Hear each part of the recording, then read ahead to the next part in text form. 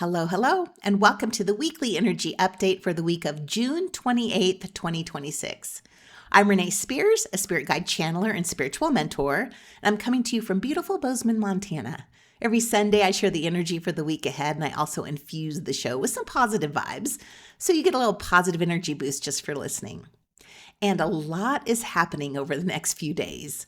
Tomorrow, Monday the 29th, is a strawberry full moon at the same time that Mercury goes retrograde.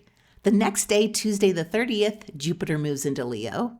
And there's a very rare Mars-Uranus conjunction at the end of the week on the 4th of July. So let's start with the strawberry full moon, which got its name because this is the time of year when strawberries are ripe and we're harvesting them. It's the first full moon of summer, and it's the last full micro moon of the year.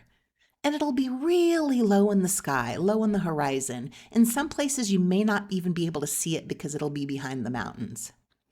Now, micromoons happen when the moon is at its furthest distance from Earth. And being this far away also gives us the widest perspective. This is our chance to see the bigger picture and recognize how far we've come since we're at the midpoint of the calendar year. It's a good check-in point for reflection and taking stock of what we've accomplished this year. And it's in hardworking Capricorn, with the sun in the opposite sign of Cancer. So this sets up this work-life tug-of-war, like we're balancing our work ambitions, thank you Capricorn, with our personal needs and family life, thank you Cancer. So we're taking stock of where we may be spending too much time working and not enough on enjoying life, or vice versa.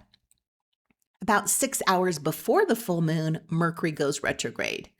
And Mercury retrograde is famously a time of miscommunication and delays and tech difficulties. We can feel more forgetful or a little ditzy, and things can return, like exes can come back. If we've lost something, we might find it. Ideas we've had but forgot about come back around. So this Mercury retrograde takes place in the emotional sign of Cancer. And Deb Norton talks a lot about this retrograde in the summer astrology forecast. Mercury in Cancer is already a sensitive placement, but when it retrogrades, it intensifies our emotions and we could feel more sensitive than usual. And then on the next day, on Tuesday, Jupiter moves into Leo for the next year, giving us this huge surge of confidence and creativity. As we know, Jupiter is a planet of abundance and expansion, and when it's in Leo, a sign ruled by the sun, it's all about us. It's time to go for it, to be your best, fullest, most authentic self. The last time Jupiter was in Leo was in 2015. So think back to what happened in your life in 2014, 2015 for some clues about what you can expect now. I'm a Leo rising, and Jupiter sits at the very top of my chart in my 10th house. And the 10th house is about career, our public image, and who we are in the world. And 2014, 2015 was a fabulous time in business for me. I won a few awards, I was featured in a couple of magazines, gave some big keynote talks. So I am really looking forward to this transit to see what happens this time. So this next year, while Jupiter is in Leo, is also our opportunity to work on our ego. Because Jupiter exaggerates everything it touches, we want to be mindful of the shadow side of Leo, being arrogant, reckless, or demanding to be in the spotlight at the expense of others. So in other words, just don't be a dick. This is our chance to practice humility and be less self-centered. One of the themes I'm really noticing this summer is nostalgia. Like in numerology, we're in a one universal year, the beginning of a brand new 9-year cycle. So normally we'd think that means charging full speed ahead. But interestingly, the astrology is asking us to take one more look back before we do. Mercury is retrograde in Cancer, the sign of home, family, childhood, and our roots. So don't be surprised if old friends reach out, childhood memories come flooding back, or you even find yourself listening to music you haven't heard in years, or watching old movies. Cancer wants us to reconnect with where we've come from. Then Jupiter moves into Leo, and Leo rules our inner child. It reminds us of what brought us joy before we became adults with responsibilities and to-do lists. It reminds us of what we loved doing when we were 10 years old and what made us feel alive when we were younger. So this nostalgia isn't happening so we can stay in the past. It's happening so we can reclaim the parts of ourselves we left behind.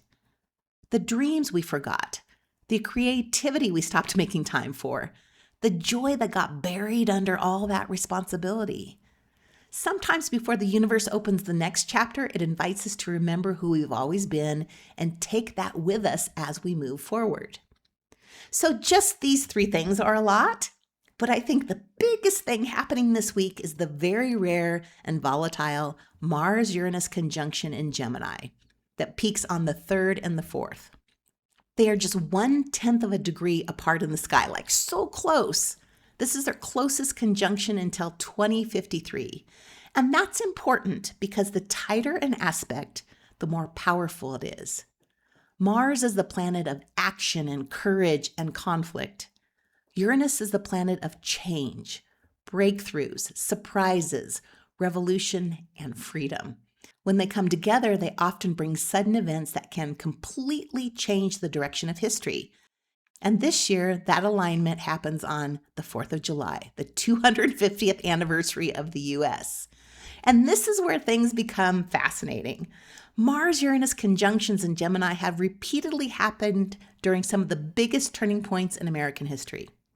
Starting in 1776 with the signing of the Declaration of Independence, which took place in a Mars, Uranus, and Gemini cycle. Also, the Revolutionary War, the beginning and the end of the Civil War, the end of World War II. All of these are times when the country changed course. And at the very same time, Mercury is retrograde in Cancer, asking us to revisit our roots, look at our history, and remember our story before we write the next chapter. So we have two stories kind of happening at the same time. Mercury retrograde asks us to remember who we have been. Mars, Uranus, and Gemini asks, who are we becoming? So one looks backward, one launches us forward on the 4th of July. I love this. So Mars is the warrior, Uranus is the revolutionary. So together they represent these sudden breakthroughs, unexpected change, and moments when history pivots. The history of our country, but also our personal history. And this is not subtle energy. This will feel like a firework going off in your life. It could be chance encounters, when you meet somebody very important to your future. It could be a personal epiphany, an aha moment, or a conversation that changes your life. This is not one of those times when you need to search for signs and try to figure out the meaning. You will know. It is clear and it is dramatic. So Mars is our personal drive. Uranus is the planet of awakening. So when they meet up, it's like flipping a light switch. Suddenly we know and we're ready to take action and move in a totally new direction. This is also a time when you can fully express your kinky side and enjoy it. So try something different in the bedroom. Wear some crazy clothes. Dye your hair purple. This is like streakers at the World Cup energy. So this week we're living in between memory and reinvention. Mercury retrograde helps us remember the past. Jupiter in Leo is about rediscovering our joy, our confidence, and creativity. And the Mars-Uranus conjunction is all about inventing the future. So I am really, really curious what happens this week. It's an exciting time and with some big changes for our country and for ourselves.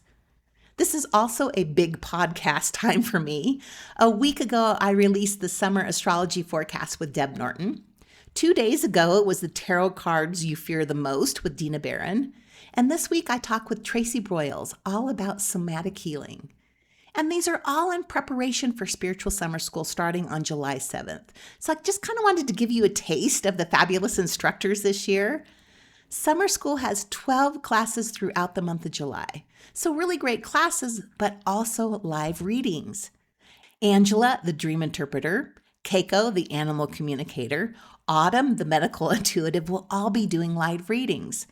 And Dina will also do some live charm readings. So it is just so much fun, and you get all the classes and the readings for only $150. So there are only a few spots left, and the link to register is in the show notes, or go to my website, Abundology.com. So it's rainy and stormy here. No hiking on the agenda today.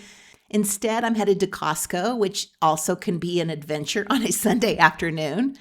As usual, thank you for listening and sharing the podcast with a friend. I'll be back next week to talk all about the astrology and numerology for July.